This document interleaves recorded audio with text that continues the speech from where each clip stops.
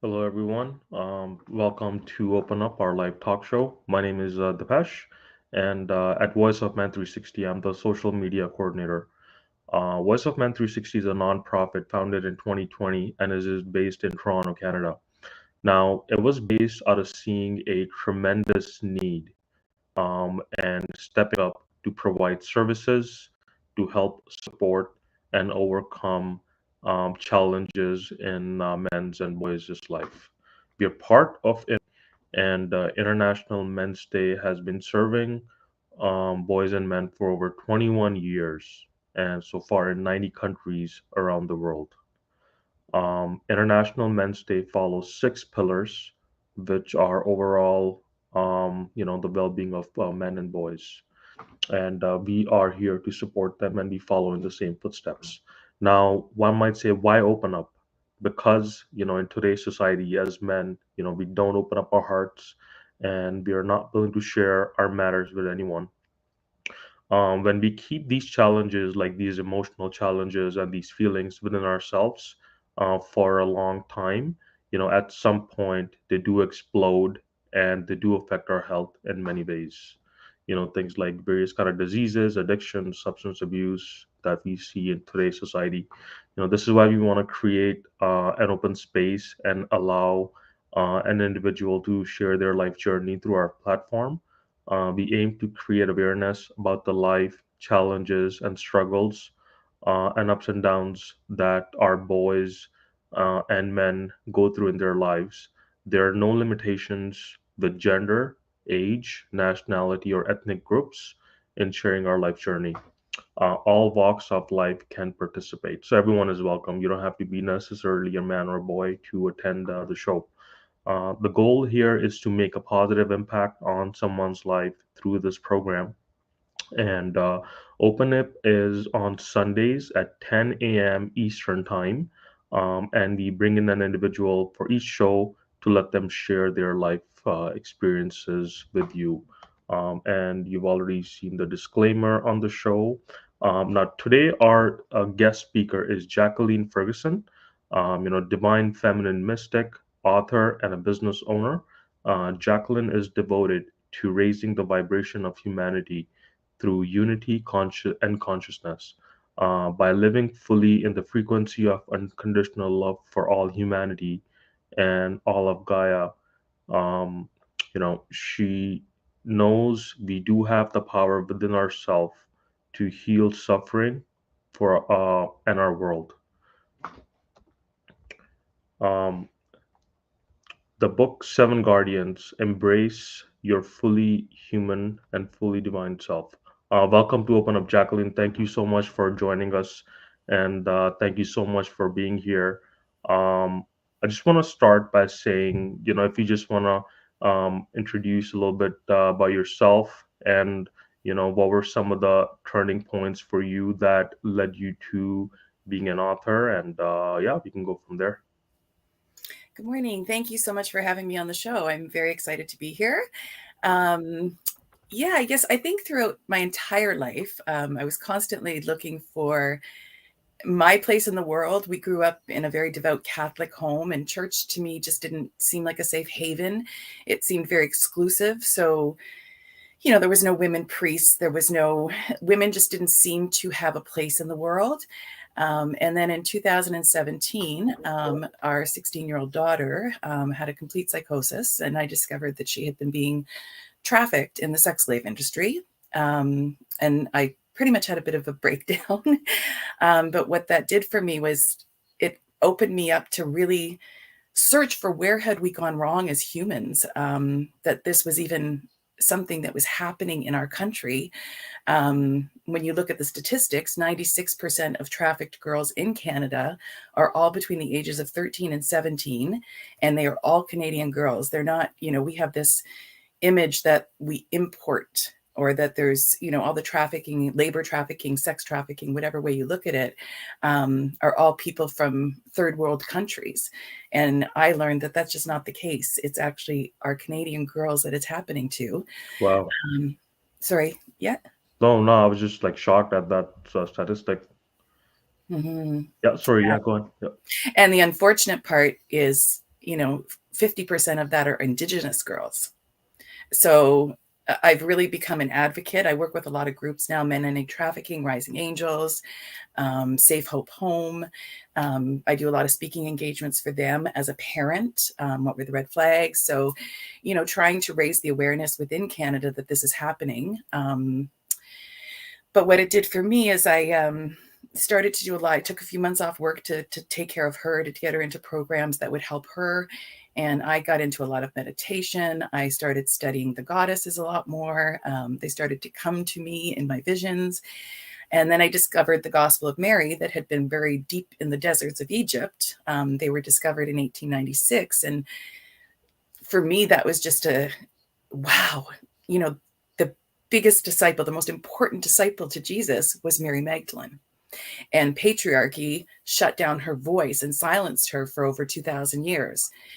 Pope Gregory, in 591, in his homily, said that she was a prostitute. So that's kind of where the book came from. And then I found the Gospel of Beloved Companion, which is the complete Gospel of Mary. And that's sort of what the book is based on, is it's this 7 guardians of our ego. So how do we overcome those and choose in all situations love over fear, and always return to love? So no matter what happens in our lives, we cultivate a strength within ourselves that we always choose love.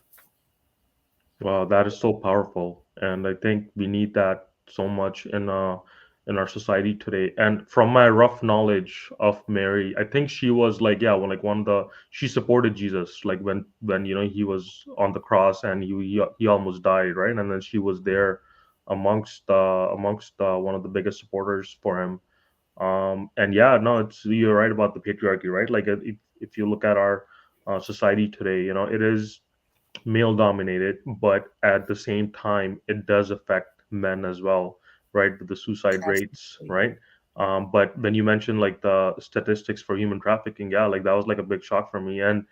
Um and yeah, what's crazy is like it's happening right under our nose, right? In So our backyards. right in our backyard, right? And then yeah, it's just and yeah, and it's so wonderful what you're doing, with raising the human consciousness, the vibration of humanity.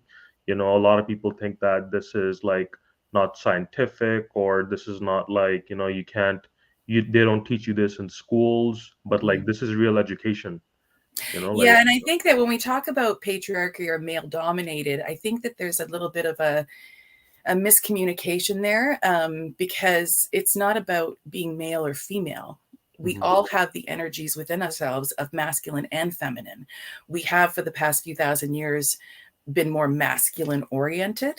And mhm, that's affected boys and men tremendously because they don't know how to share their emotions. They don't know how to speak up because mhm. I know even for myself growing up, my dad's famous line was, "Don't cry or I'll give you something to cry about." Wow.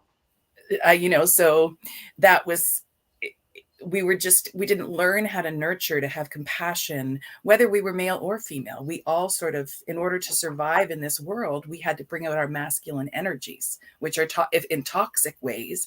Mhm. They're demanding and they're push and strive and do, and there was never any time for our feminine energy to say just be and allow and rest for a little bit.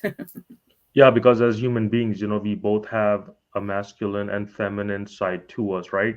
You Hmm. can't just like narrow it down. Okay, you're a man, so you're supposed to be this like very narrow, hard, person. And you're right. Like the society we live in today, it only promotes the okay, you have to be this hyper competitive, this, be on top of everyone, trample everyone else, be number one, as opposed to the feminine qualities, right? Which are like just because it's feminine doesn't mean it's weak. Actually, I think women are actually stronger, because you go through the whole childbirth process, and then there's this notion that women are weak, right? But if you look at science, for every 110 boys, like 10 of them end up dying in childbirth, whereas with women they have stronger immune systems, more women, right? So there's this notion, right?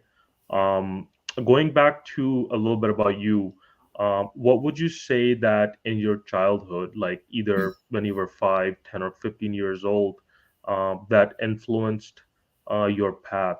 that you're on now, do you recall any like childhood events happening? I think you mentioned growing up in church. Oh yeah. Well, at 14, I actually became the first female altar server at our school or at our Oh, church. When I look back at that, that had nothing to do with faith. That was just trying to prove that a girl could do it. And that sort of set the stage for, I think, who I was becoming. At 15, I used to fight with my managers at McDonald's because girls were only allowed to be cashiers. We weren't allowed to cook or do fries or anything like that. So I would stay and do triple shifts just because I'd wait for a boy to call in sick and I'd cook, get to do hotcakes in the morning. And then at 16, I worked at Foodland and I used to threaten to get a union because girls weren't allowed to be stock boys. We were only allowed to be cashiers or deli counter. So I think, those kind of things for me, when I look back, there was that rebel stirring within me all the time that when they would say only boys could do certain jobs. And Depeche, I don't know if you recall, in 1986, the government came out with the Employment Equity Act. And that was really to encourage employers to hire more minorities within the workforce. But what I know Foodland did, and I think McDonald's did the same thing, was they would just put girls into traditionally boy roles to avoid having to hire minorities. wow. Yeah, no, I wasn't aware of that. And good for you for, like standing up for yourself and for your beliefs, because I think we need more of that. I think you're definitely a good role model for, a lot of the younger women nowadays. Because if you look at even like I'm not sure about like the women's space, but like in like the male space, like you don't really see too many good positive male role models. And I think we need more of what you're doing in our today's world. And I think only through like going through hard times that kind of like makes you aware, right? Because a lot of times people, today in our generation are brought up in a bubble, so they don't really see what's going on in the world. But yeah, no, good for you for standing up for yourself that young, and that takes a lot of courage And to do I that. think that throughout the life, when you talk about suffering and pain, I think that we can't know joy without grief. We can't. So, we all are prone to that. It's all going to happen to all of us. We're going to be betrayed by people. We're going to lose loved ones. Um, and I think that when we look at each other in our true essence and really say, you know what, I feel your pain. I understand because I've been there. That allows somebody to open up to you when you share your pain, because we all have it. It's part of being human. Yeah, and I think as men, one of the things that sorry, think you can hear my dog here. He's going crazy. But I think as men, one of the biggest things that is, society tells us is like, oh, you shouldn't be vulnerable. You shouldn't have all these qualities that make you human, right? Because if you think about it, being caring, soft, gentle. These are not just, feminine qualities. I would call them human qualities, right? And being a balanced human being is able to shift from one to the other as when the situation arises, you know. I'm Jacqueline, going to tell you an yeah, interesting story that I was thinking about. I have two sons and a daughter, but my middle son is, yeah, I think he's just under 6'5". He's a beast. But that has been a detriment to him because he's also a highly sensitive person. He's also an empath. He's a very, very kind and caring young man. When he started playing lacrosse and hockey, the expectation was always that he would go out and be a big hitter. He didn't like to hit. It wasn't his strength. It wasn't what he wanted to do. And so a lot of coaches would really degrade him in some ways and shame him for not wanting to be that big beast on the ice or on the floor in lacrosse. And I recall a story when he first started playing lacrosse and a young boy tried to hit him and he went flying. And the coach is screaming at my son to throw the ball and he's in tears and he's saying to the coach, but he's hurt. um, and that just wasn't acceptable. No, throw the damn ball. Who cares if he's hurt? And that was kind of how they got trained in sports was, go out there and hurt and hit and be this big beast out there. But it just wasn't his personality. And so, he would be in tears often after games because he would say, I don't want to hit people. I just want to play hockey. I just want to skate and shoot the puck. yeah, and I mean, I think that trait, because I can relate to that as well. I think that trait shows a high level of emotional intelligence, being sensitive and empathic, right? Because that's something that's lacking in our society. And I think what happens is, as kids are brought up in that kind of toxic, kind of mold, right? Oh yeah, you're this big beast guy, and you're supposed to go out and, like, beat Mhm. everyone up. That kind of, like, that's definitely damaging to, like, the male psyche, right? Especially like Absolutely. sensitivity, right? So no, I hope that your boy, he grows up to be, like, I think he's in the right hands, especially with what you're teaching and what you're writing. I think he's in the right hands, and I hope he goes up to be, like a good, well balanced individual. He is. Jacqueline, thank you so much for sharing that story. Yeah, no, I can relate to that too, right? Because, like, same thing with me. Like, I consider myself like emotionally sensitive and empathetic, right? But people see this, like, big guy, is like, oh yeah, there's this big bouncer guy, right? But I'm like a teddy bear, and yeah, and going back to one other question, Jacqueline. So, what would you say some of your memories about, like, your father-daughter relationship? Like, do you see any kind of, like, things that kind of shaped you, what you are, like, when you I think you mentioned, like, your father saying that, I'll give you something to cry about, kind of thing, right? Yeah, could you share some of those things? Yeah, it was, when I first saw that question, I kind of thought, I don't want to say bad things about my dad, but he was a very, um, they had 4 kids under the age of 5 by the time they were 24. I think it was way overwhelming for them to deal with, and I was always pegged as daddy's little girl. But the hard part for that was that my dad really wasn't around a lot. Um, he was an alcoholic, so when he was around, we walked on eggshells because you didn't want to upset him. You didn't want to upset the peace in the home. Um, some days he could be fantastic and a lot of fun, but that switch could turn on immediately, and he'd become very volatile and very angry. What I learned as I grew up is that he really never loved himself. And I think around 30, I had a little bit of a breakdown, and I ended up finding myself in an Al Anon meeting. And Al Anon pretty much saved our relationship, mine and my father's, because I started to see him for who he was, for not for his disease. And we grew a lot closer as I got older. I was able, in his last year of life, he got very sick, and we were able to have those spiritual conversations where we would speak about where we go after this life, and what regrets he had in this lifetime. And interesting, his family came to Canada, I think he was 12, and he was bullied throughout high school because he had a very strong Scottish accent, and so the kids couldn't understand him and they would bully him. And then he had an opportunity to try out for a team in Scotland for soccer. His father wouldn't let him go because he didn't have good grades in high school, so he just dropped out. um, and so I think that just led him down a path of not liking himself, really. And when you don't love yourself, it's very difficult to truly love other people. And he spent a lifetime battling that, unfortunately. Yeah, no, definitely, I agree with that. And I think a lot of our older generation, like a lot of our fathers, they go through, they come from that generation, right? Like, repressing your Mhm. emotions, not talking about emotions and feelings, and, like, the trend I see from talking to other people and working with other nonprofits is, like, a lot of the men of that generation, they basically, either become like workaholics, or like substance issues, just because they don't know how to cope.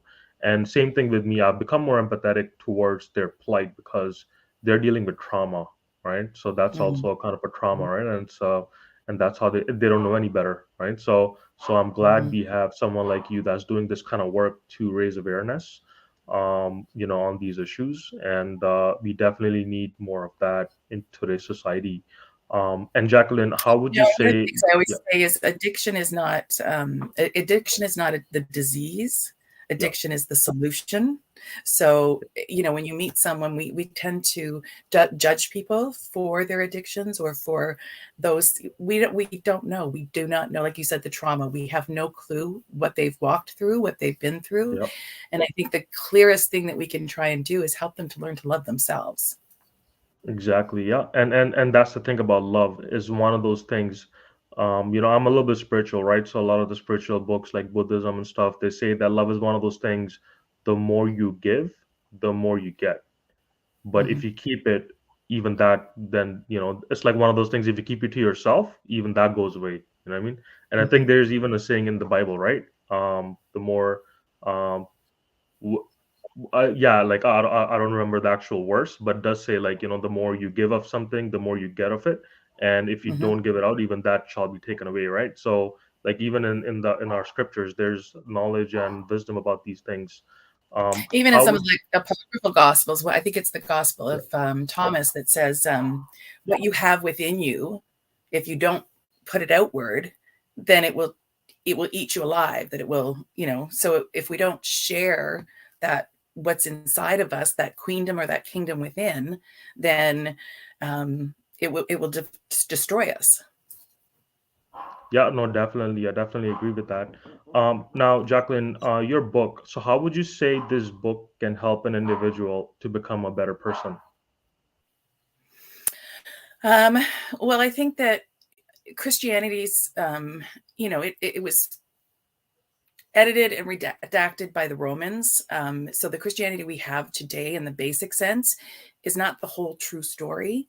Um, my book is about explaining how Jesus and Mary Magdalene were actually co-ministers, and that was their whole point, was to share with the world that divine union of our masculine and feminine sides, of equality, of oneness, that there is no separation. We all have different colored skin, we come from different cultures, religions, but truly we all still came from the one. So my book tells that we're brothers and sisters, every one of us, because we all have the same divine parents. Um, and then it's also about it's not about discarding the ego or discarding our humanity. It's about embracing our shadows. It's about embracing the darkness and how to transform that into love. And they provided a blueprint. So I take you through the seven guardians of the ego.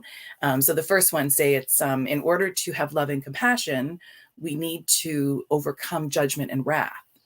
So when we look at judgment, we judge everything. We judge our bodies, we judge our minds, our thoughts, we judge other people.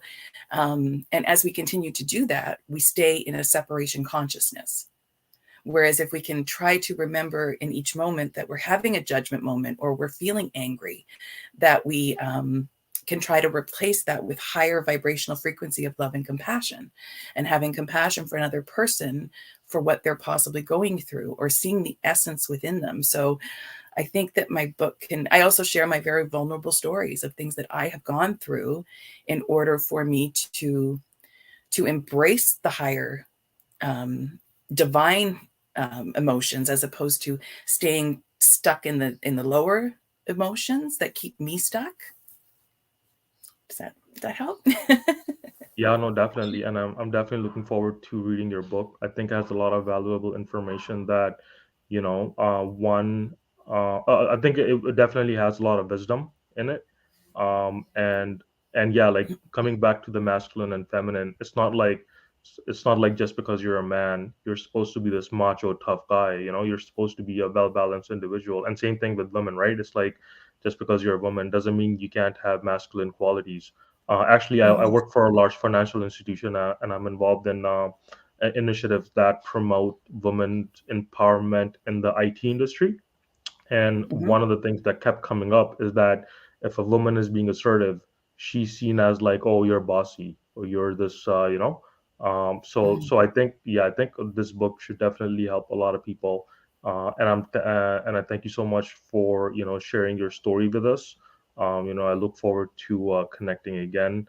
And I think the work that you're doing and the work Voice of Men 360 is doing is definitely needed in today's society. mhm, To improve mental health of men, to improve healing, right? Because there's definitely like a lot of suffering you see in today's world, right? And we definitely need more positivity and more healing. So yeah, thank you so much. If there's any closing comments, please feel free to share them, and then I'm just gonna close the show. Yeah, no, I think I'm good. I want to thank you very much for having me on the show. One of the things I will say is that as we open up and become more vulnerable with one another, we actually attract more of the like-minded people into our lives. I'm very blessed. I'm surrounded by a lot of divine masculines, um, and we honor each other. So I thank you for doing the work that you guys are doing. Thank you so much, Jacqueline. And that's what I've learned too. It's like once you become vulnerable and want to share of yourself, it kind of allows other to share as well. Mhm. And yeah, like with this work I'm doing here and my personal life and professional life, I'm blessed to be surrounded by positive people and experiences, good or bad, because you learn from both experiences. So Mhm. yeah, thank you so much, for being here. And Yeah. just before closing our show, I'm gonna have a few announcements here. We have our every Sunday talk show at 10 a.m. It's open up, and it's about sharing your personal life journey.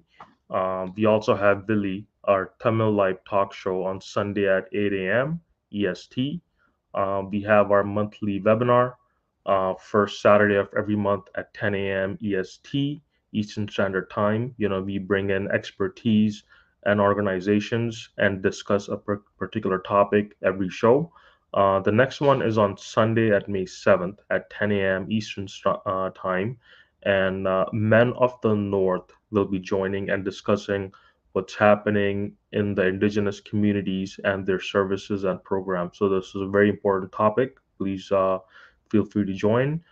We also have our monthly special shows, The Unspoken Tears, second Saturday of every month from 10 to 11 a.m. Eastern Standard Time. The focus is domestic violence against men, bullying, male sexual abuse, trauma, porn addictions, and human trafficking. I believe the next one will be on Saturday, May 14th at 10 a.m. Eastern. Our special guest will be analyzing divorce and recovery and sharing some tools to help our men. We also have Author Circle. We want to bring individuals who have been contributing to well-being of men and boys through writing, either writing articles or media, and recognize them and appreciate them. This is third of every Saturday of every month from 11 a.m. to 12 p.m. Eastern. We also have a podcast. All our shows are available on 6 platforms, including, the Google Store, Google Play, the App Store for iOS. We also have our monthly men's meeting. It's only for men by men every 2 weeks on Tuesdays from 6 to 7:30 p.m. through Zoom, and the next one will be on Tuesday, May the 3rd. Please join through Zoom, and the link is available on our Facebook page group. And lastly, we have pass the talking stick. It's an indigenous peer-to-peer support group on fourth Friday of every month from 6 p.m. to 7 p.m. and it is done through Zoom. Now, in closing the show, I would say that there are no limitations with gender, age, nationality, or ethnic groups. All walks of life can participate in any of our shows, and everyone and anyone is welcome. If you want to be a guest on any of our shows or want to be part of our organization, or help us directly or indirectly, please reach out to us. We would love to work with individuals, professionals, expert community organizations, associations, corporations, government officials, and businesses. Our phone number and email address can be found on our website here. And you can also join our Facebook group. You can see our daily activities. Please invite your friends and family as well. And we are also on Instagram, LinkedIn, Twitter, YouTube, and TikTok. Please also subscribe to our YouTube channel. Um, we want to reach out to more people and help more people, and please continue to show your support. Thank you so much.